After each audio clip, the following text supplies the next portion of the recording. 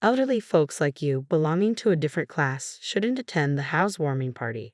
Henrietta, our daughter-in-law, declared loudly with a condescending look. Her audacity left us astounded and speechless. I had tolerated Henrietta's remarks for Warren's sake, but her disrespectful attitude finally pushed me over the edge. My husband, Reagan, shared my sentiment. We exchanged glances, nodded in agreement, and confronted Henrietta. "Understood," she said, smiling smugly before returning to Warren. "I am Bridget, 73 years old, and Warren is our son with Reagan." Warren had always been reserved but came into his own in college.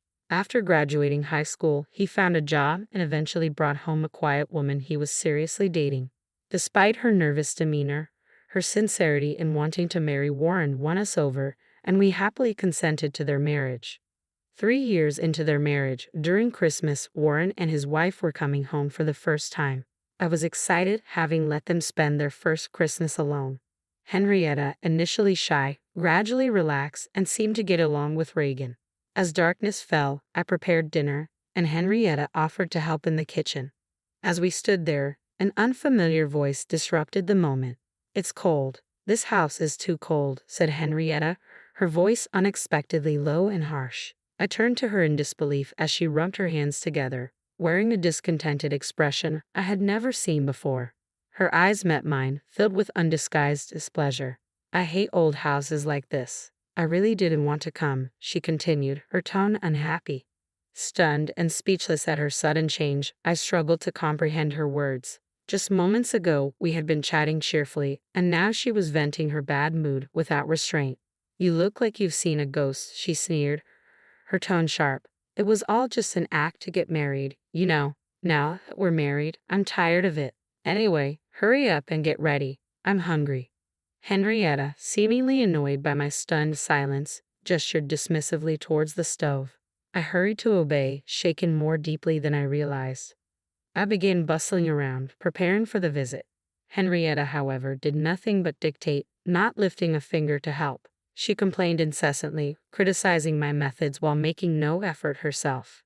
As preparations neared completion and only serving remained, Henrietta suddenly sprang into action. She charmed Reagan and Warren, blushing at their praise. It was then that I finally understood Henrietta's true nature. 10 years later, Warren and his wife were returning for a visit. Henrietta had revealed her true colors many times in my presence, always maintaining a different demeanor around Reagan and Warren. Despite my suspicions, I had remained silent, hoping it was all a misunderstanding. Yet each visit only confirmed my doubts. Upon hearing they were coming back, I felt a pang of dismay. I planned to avoid being alone with Henrietta as much as possible. When the doorbell rang, I sighed and opened the door to find Warren standing alone. Surprised by Henrietta's absence, I instinctively looked around for her. Warren, noticing my reaction, spoke with a hint of apology. "Sorry, Mom. Henrietta had some urgent work and will join us later," he explained. "It's okay to go ahead with the grave visit without her." Realizing Henrietta wouldn't be joining us until her work was finished, I felt a wave of relief. The thought of not having to witness Henrietta's behavior, even for a short while, lifted my spirits. I welcomed Warren into the house, and Reagan, noticing Henrietta's absence, asked about her. As I prepared tea, I found myself sighing deeply without realizing it. We decided to relax for the day and postpone the visit to the grave until the next day. When Warren informed Henrietta, she responded saying she couldn't finish her work in time but asked him to apologize on her behalf. Reagan brushed it off as unavoidable, but I couldn't shake the feeling that Henrietta simply didn't want to attend the grave visit. I didn't voice my thoughts and reassured everyone not to worry about it. The rest of the day passed uneventfully. The following day, after visiting the grave and returning home to relax, Henrietta called to say she had finished her work and would be coming over that evening. The timing of her call immediately after the grave visit struck Reagan and Warren as odd, and it heightened my suspicion. That evening, just as we were about to have dinner, Henrietta arrived looking slightly sweaty and out of breath, as if she had rushed. I couldn't help but frown involuntarily, but Reagan and Warren were delighted to see her, so it kept quiet. Henrietta, free from work, was asked to shower first while dinner was being prepared. She agreed somewhat apologetically. At dinner time, when she saw the sandwiches on the tray, she muttered unhappily, "Sandwiches. That's it. After a hot day at the grave, I'm tired of eating this." She continued to express her dissatisfaction, saying, I managed to avoid going to someone else's grave in this heat, and all I get is a simple meal like this. As Henrietta tied up her hair and walked towards the living room, I felt anger rise within me, but I couldn't find the words to confront her. In the living room, she instantly started chatting happily with Reagan, leaving me silently frustrated. Another 10 years passed, and Warren decided to move from his apartment to a house. After discussing it with Henrietta, they decided to pay as much of the down payment themselves but asked us for a little help with the shortfall. Of course, we couldn't refuse Warren's requests, so we agreed and transferred the needed amount promptly.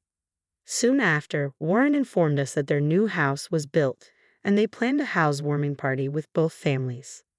I hadn't seen Henrietta's parents since the wedding, so I was eager to meet them again despite everything that had transpired. When Warren invited me to attend their housewarming party next month, I readily agreed, much to his delight. He promptly shared the news with Henrietta, whom I presumed was on the other end of the phone. A few days later, Henrietta unexpectedly visited alone. I was surprised by her unannounced appearance and opened the door without realizing who it was. Who is it? I asked, looking up to see Henrietta with an unhappy expression. Taken aback, I hesitated before inviting her in. She quickly checked for keys at the entrance and pushed past me arrogantly, heading straight into the living room. She must have noticed that Reagan's keys were not there, indicating he was out for his daily walk and wouldn't be back for a while. Feeling somewhat trapped, I followed her into the living room. Henrietta stood there, waiting for me without sitting down. Before I could even close the door, she glared at me and spoke sharply. Bridget, about the housewarming party. It's a nuisance, so could you please not come? She demanded abruptly. What are you suddenly talking about? I responded, taken aback by Reagan's absence. Henrietta, crossing her arms, began speaking in a high-handed manner. You're planning to talk to my parents about me, aren't you? She accused, leering at me with evident disgust. It was clear she didn't want her parents to know about her behavior. She must have deliberately chosen a time when Warren was at work and she had a day off, knowing Reagan's routine of taking walks. Henrietta was indeed cunning. I had no such intention, but now that you mention it, it might not be a bad idea, I replied calmly. Henrietta frowned in annoyance. It's no joke. I married Warren because he's good-looking and earns decently. I don't want to deal with annoying relatives, she explained bluntly, revealing her true reasons for marrying Warren. Her expression froze when she saw my astonished face. As I pondered Henrietta's strange behavior, the living room door opened behind me. I turned around to see Reagan, looking surprised as he observed Henrietta.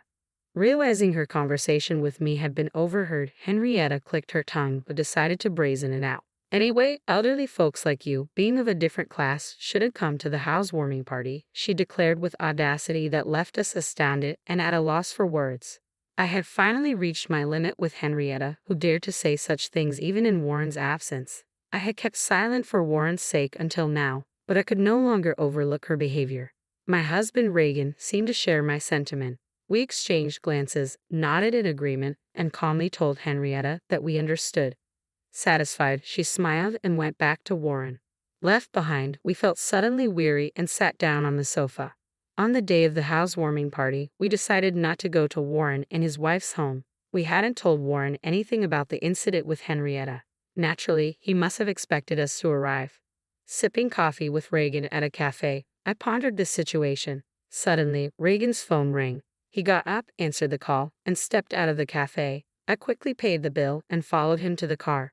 Reagan switched his phone to speaker mode so I could hear Warren's voice too. Dad, something strange is happening. All my relatives have suddenly made other plans and you and Mom haven't arrived yet. Even Henrietta's relatives are canceling one after another. What's going on? Feeling guilty about Warren's anxious tone but deciding to play dumb, we exchanged glances. Who knows what Henrietta's saying? Reagan asked casually, his acting so natural that it surprised me. Noticing my reaction, Reagan winked and gestured to keep it a secret. Suppressing a laugh, I covered my mouth. Henrietta seems confused too. Oh, another call's coming in. I'll call back later. Be safe coming over, I said, trying to sound casual. Warren still seemed to expect our visit, which made me feel guilty, but I convinced myself it was necessary to make a point to Henrietta. Then my phone rang. It was a relative who was supposed to attend today's party. Feeling apologetic but engaged in conversation, I chatted for a while. Meanwhile, Reagan's phone rang again. This time it was Warren. Reagan switched to speaker mode and answered. Dad, I just spoke to Henrietta's mom. What's going on? If you can still come, please do right away. Warren's voice sounded strained, almost on the verge of tears, which tightened my chest. Reagan glanced at me with concern. After a nod from me, he reassured Warren. We understand. We'll be right there. Calm down, Reagan replied soothingly. Warren sounded relieved and hung up. We were at a cafe near Warren's new home, so we drove there immediately. Upon arriving and ringing the doorbell, Warren rushed out to greet us. Behind him, Henrietta stood glaring at us with furious eyes. Once inside, Warren ushered us to the living room where we settled on the sofa. Eagerly, Warren began to ask, I didn't expect you to arrive so soon. Where were you? What's going on? All our relatives are angry, Henrietta's relatives are apologizing, and I have no idea what's happening. Calm down, Warren. First of all, congratulations on your new home. I began, trying to soothe him. I'll explain everything. Turning to Henrietta, who sat silently, I continued, You know why we're the only ones here, don't you? What do you mean? Henrietta feigned ignorance, prompting a slight sigh from me before I continued. It seems you didn't want us here, but given the current situation, your worries are over. I explained calmly. What does that mean? Warren sounded confused, his brow furrowing. I smiled slightly and continued. Both your relatives and ours know everything now. Unfortunately, your plans have failed. You've already been reprimanded by your relatives, haven't you? A low growl unmistakably from Henrietta interrupted. Reagan and I were astonished to hear her reaction for the first time, but I ignored it, maintaining eye contact with Henrietta. Now that your true nature is exposed, why don't you just accept it? I asked. I didn't invite you. Henrietta's voice was quieter now, making Warren lean in closer to hear her repeat herself. Suddenly, Henrietta raised her head, stood up, and began to yell. I didn't invite you. I told you not to come. Why did you come anyway? And spreading lies among the relatives, framing me, is that fun for you? Taken aback by her intensity, Warren recoiled. I sighed as Henrietta continued to insist she was the victim. Mobile phones are so handy, aren't they, Henrietta? I nodded at Reagan, who took out his phone, operated it, and then looked at Warren.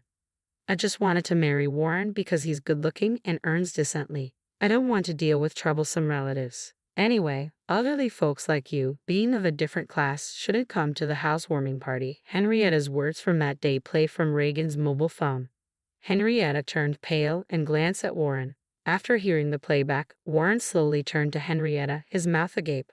Henrietta tried to deny it, but what excuse could she give after that recording? The weather turned bad, so I cut my walk short and came back only to hear this incredible conversation. I couldn't help but record it, Reagan explained regretfully. Warren looked at me for confirmation, and I nodded firmly. I couldn't believe it at first either, Warren, but the truth is there in the recording.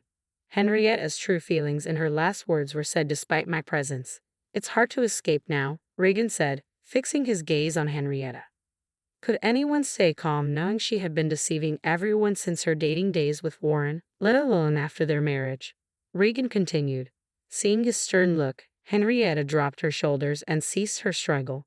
This seemed like affirmation to Warren, who abruptly stood up and left the house. It happened so suddenly that we couldn't stop him. Although Reagan hurried after him, Warren soon returned. Apparently, Warren had driven off somewhere, leaving his mobile phone behind, making it impossible for us to call him. Henrietta was left behind, surrounded by us, trembling and pale, huddled up helplessly. Eventually, Warren returned, holding something in his hand, which he slammed in front of Henrietta. Send the divorce papers and leave, he said quietly. Henrietta looked up at Warren, her mouth agape, but Warren repeated himself. He took a pen from the holder on the table and began to fill in his part. After finishing, Warren forced the pen into Henrietta's hand and tapped on the divorce papers. Come on, sign and leave, he said forcefully. Overwhelmed, Henrietta, though frightened, filled in her part. She looked at Warren when finished. She looked at Warren when finished, but he avoided eye contact, checking for any missing details. Finding no errors, Warren forcefully made Henrietta stand up and dragged her to the front door. He pushed her outside, ignoring her attempts to cling to him and throwing her bag outside. It's late, so I'll submit this tomorrow. Don't ever come back to this property, Warren said, slamming the door shut and locking it. Henrietta's pleading voice could be heard from outside, but Warren ignored it and turned to apologize to us. "I'm sorry for the trouble. I had no idea she was like that." We could say nothing to his deep apology, just embracing him. Before long, Henrietta's voice faded away. We decided to stay at Warren's new home that night. The next morning, Warren submitted the divorce papers first thing, and his divorce from Henrietta was finalized. Concerned about his heartache, we chose to stay another night. That evening, with a somewhat calmer Warren, we discussed everything that had happened. As we recounted the past events, Warren listened with clenched fists. Reagan, who was also unaware of these details, placed his hand on my shoulder as I spoke. Then, we revealed the truth about the current situation after Henrietta had left, telling us not to come. I learned that Reagan had spontaneously recorded the conversation. Together, we decided to inform Henrietta's parents. When we called and explained the situation, Henrietta's parents initially were in disbelief but changed their attitude and kept apologizing after hearing the recorded audio. Angry about their daughter's misdeeds, they intended to inform the relatives who had planned to attend the housewarming party not to go. After hanging up, we discussed and decided to do the same with our relatives. They too were furious and said they wouldn't attend. That is how the current situation unfolded. Hearing all this, Warren's shoulders drooped again, worried but unable to do anything. We decided to spend another night. The next day, Warren came into the living room looking relieved and shared what happened the previous night. He had apparently contacted his former in-laws. Henrietta was now at her parents' home, being disowned and facing eviction. They also planned to bring alimony, which would be imposed on Henrietta as her debt. While Warren felt this was not enough, he seemed more settled than expected. After returning home, we immediately started packing up our old house. Now dated, it was set to be handed over as the house was being remodeled for us to live in together. Since Warren was at work during the day, the renovations were scheduled to take place then. Though costly to modify a newly built home with some financial gain from the recent events and our help, the decision was made. While waiting for the house's remodeling, we were happily